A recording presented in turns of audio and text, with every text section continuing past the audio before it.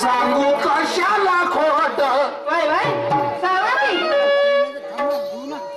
भावाचं ना बहिणीचं लग्न लागलं मोरेश्वर शाहीर याने बहिणीची ओळख नाही राहिली बरोबर आहे माझ्याजवळ आहे भावना भक्ती तुझ्याजवळ आहेच नाही त्याच्याजवळ नाही मग याच्याजवळ भाव भक्ती मग तुझ्या बहीण संतून का केलं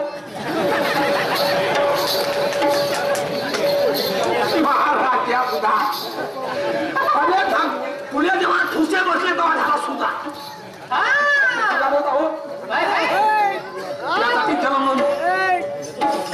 आणि सांगू कशाला खोट याचं नाव आहे मोठ याचं नाव आहे मोठ फुकट तोंडाचा वाजवते डफडा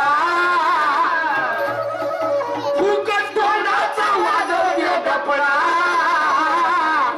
आणि हा खरी नसतानी काय झालं हा खरी नसतानी हा खरी नसतानी दोन माणसांनी याच्या बायकोशी केला लफडा खरी नसतानी दोन माणसांनी याच्या बायकोशी केला लफडा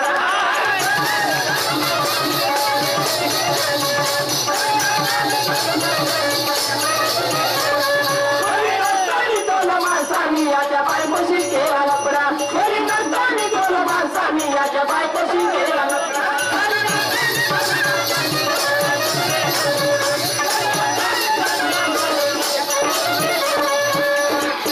सांगू कशाला खोट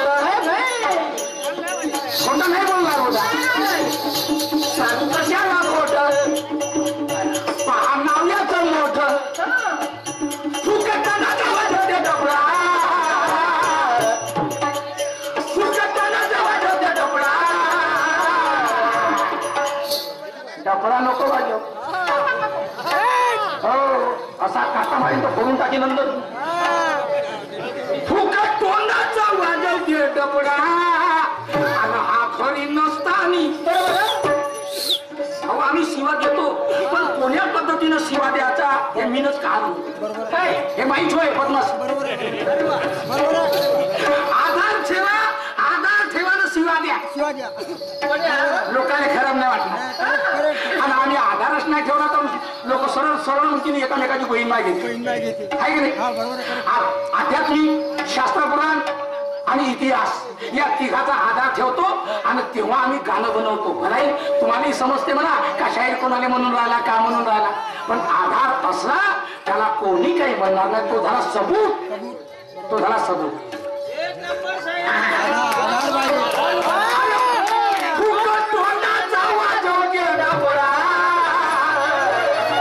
आणि हा खरी नसतानी आणि हा खरी नसतानी दोन माणसांनी याच्या बायकोशी केला लफडा खरी नसतानी दोन माणसांनी याच्या बायकोशी केला लफडा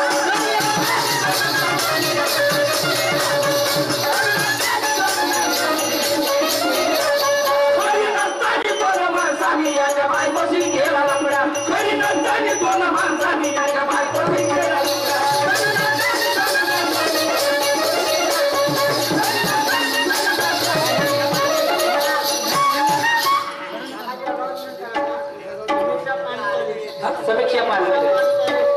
समीक्षा पान पॅलेस वाकीवाली 11 भेटणारी पार्टी धन्यवाद आता बांधवांनो लफडा म्हटल्याच्या नंतर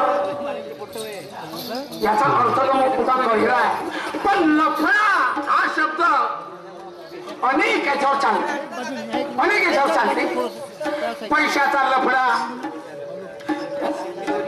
चोरीचा लफडा इज्जतीचा लफडा शेतीचा लफडा पैशाचा लफडा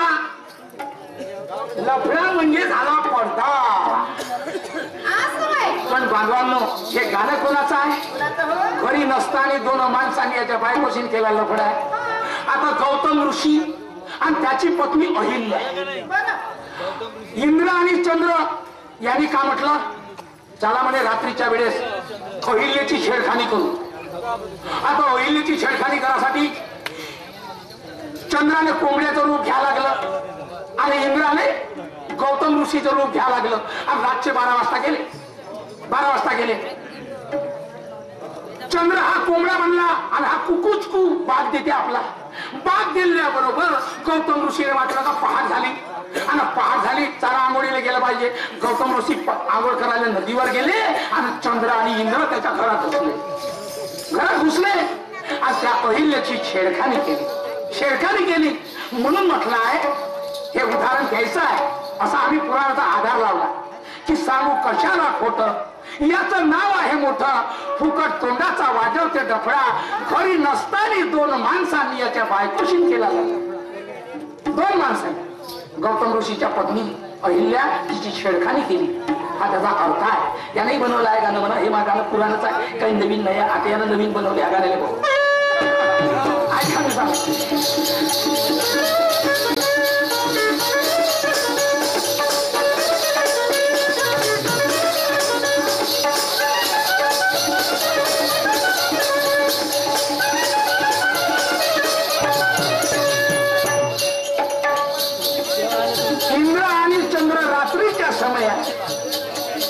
इंद्र आणि चंद्र रात्रीच्या समयात गेले अहिल्याची छेडखानी कराय. इंद्र आणि चंद्र रात्रीच्या समयात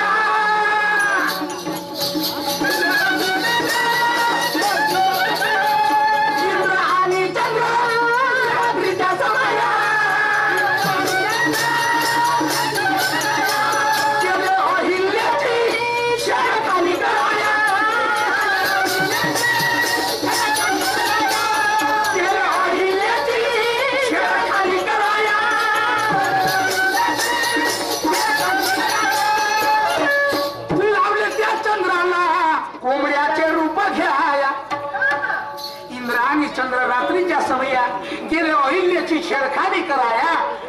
लावले त्या चंद्राला कोंबड्याचे रूप घ्याया. असं नाही कोंबडा बनला आणि तिला कोंबड्याने बाग बरोबर. आणि आला गौतमाला जाग. फटफडून उठला असेल बिचारा. 12 वाजता त्यानं आवाज दिला कोंबड्यानं. दिला कोंबड्याने बाग आणि आला गौतमाला जाग. आणि जाऊन गंगेवर काढते कपडा. अंगासाठी कपडे काढले. जाऊन गंगेवर काढते कपडा.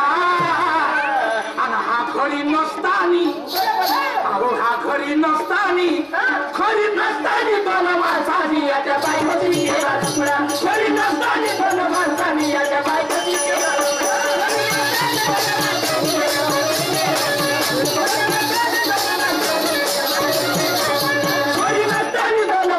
याच्या बायकोशी केला लफडा. खरी नसतानी 2 माणसांनी याच्या बायकोशी केला लफडा.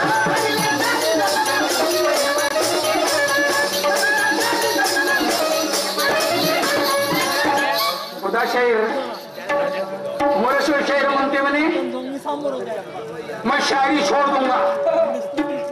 अरे पण शायरी छोड़ दूंगा मी ना. तुझा शेर तरी ऐकला का बुधा? शेर का म्हणलं मी ना? अगर तेरे मैंने बराबरी अगर नहीं किया तो मैं शायरी छोड़ दूंगा. मी बराबरी करतो म्हणून मी त्या सगळं दुय्यम करून राहिलो. आणि तुम्ही बराबरी करायची जर महामत ताकद नाही राहणार तर मला शायरी सोडणं सांगणार. मी काय नाही इज्जत करीन या शायराची. ऐकून घेत जा. म्हणून माझा शेर आहे शायर बुधा. रोज छीने में दम फिर अकड़ना सीखने. क्या बोला मैंने? रोज छीने में दम फिर अकड़ना सीखने. अरे हाथ पकड़ने के पहले उंगली पकड़ना सीख ले. क्या मुझे मिल जाए उंगली तो तेरा हाथ भी तोड़ दूंगा. मुझे मिल जाए उंगली तो तेरा हाथ नहीं छोड़ूंगा. एक जगह मारूंगा तो 10 जगह तोड़ूंगा. ये हमको भी शायरी आती है ऐसा बोल नहीं. असं मी जर म्हणलं का 10 ज्या ठिकाणी तोडीन तर तोडलं का? नाही. फक्त ज्ञानानं तोडीन. शरीराने नाही तोडत आपण कोणी कोणाला. आपल्या गाण्यानं तोडतो किंवा ज्ञानानं तोडतो. आता असा अर्थ आहे. समजते सगळ्याला समजते. अशातला काही भाग नाही. तर बघा गंगेवरती गेले गौतम ऋषी. आकाशवाणी झाली म्हणे गौतमा अरे आता 12 वाजले पहाट नाही झाली. तू आंघोळीले कसा आला? जा घरी ना. त्या घरी तुझ्या अहिल्याची छेडखानी करून राहील. आकाशवाणी होता बरोबर गौतम ऋषी घरी आले आणि पाहते इंद्र आणि चंद्र. अरे गौतम ऋषीला राग आला आणि श्राप दिला त्या चंद्राला आणि इंद्राला म्हणे जा 1000 छिद्र पडतील तुला अंगाला. चंद्राला म्हणे जा तुला काळा डाग पडेल. अहिल्याला म्हणे जा शिळाहून पड. शिळाहून पडेल. श्राप दिला त्याने.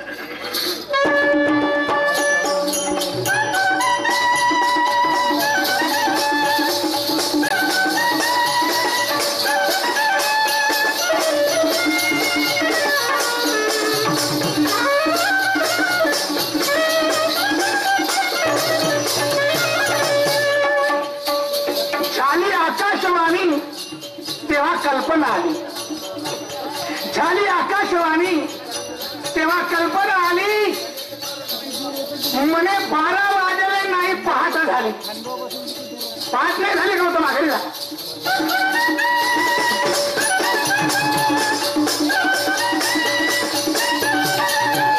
झाली आकाशवाणी तेव्हा कल्पना आली.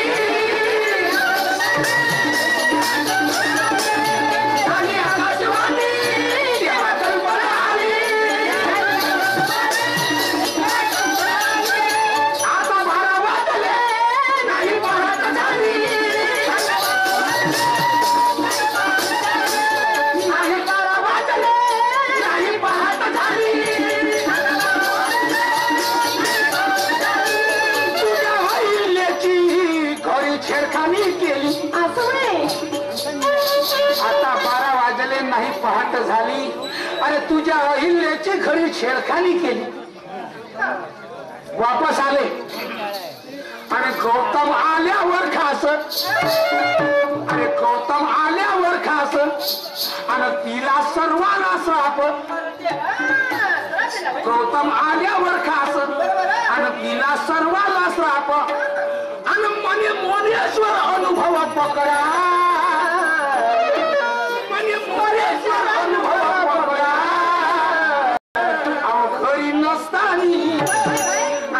घरी नसतानी दोन माणसांनी याच्या बायकोशी केला लफडा. घरी नसतानी 2 माणसांनी याच्या बायकोशी केला लफडा.